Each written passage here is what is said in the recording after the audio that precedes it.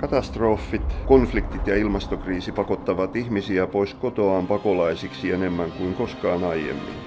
Tällä hetkellä näin on joutunut tekemään paljon yli 100 miljoonaa ihmistä. Heidän elinolonsa tuhoutuvat, tulevaisuus täysin epävarma. Olemme Shelterbox, globaalisti toimiva yhteisö, joka katsoo suojan olevan kaikille ihmisoikeus.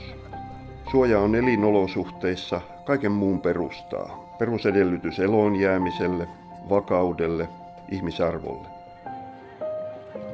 Tarkoituksemme on kaikkialla sama. Yksikään ei ilman suojaa katastrofin jälkeen.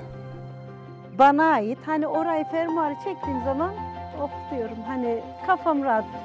Me luomme mahdollisuuden ihmisten ensiaskeleille elvyttää elinolonsa. Toimitamme hätäsuojaa ja välttämättömyystarvikkeita. Suojan, korjaustarvikepaketteja, vedensuodattimia, aurinkokennovalaisiimia. Autamme ihmisiä rakentamaan, korjaamaan, palaamaan koteihinsa. Çok güzel bir duygu yani insanın barınacağı, hani kendini çadır da olsa güvende hissediyorum hani kendimi fermuarını çekince.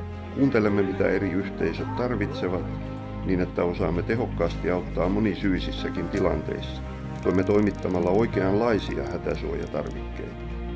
Jaamme kertynyttä osaamistamme, tuemme paikalliset yhteistyötahot parhaiksi avussa ja koitamme kaikessa ottaa huomioon ympäristövastuun. Yemek de rahat yemem, yapamam da. Ama burada zevkle çayımı da içiyorum, kahvemi de içiyorum. Kun kodit tuhoutuvat ja elinolot tehdään mahdottomiksi, olemme paikalla. Tämä siksi, että elämä ei odota. Tue Shelterboxia. Yhdessä voimme tuottaa uuden elämän perustan.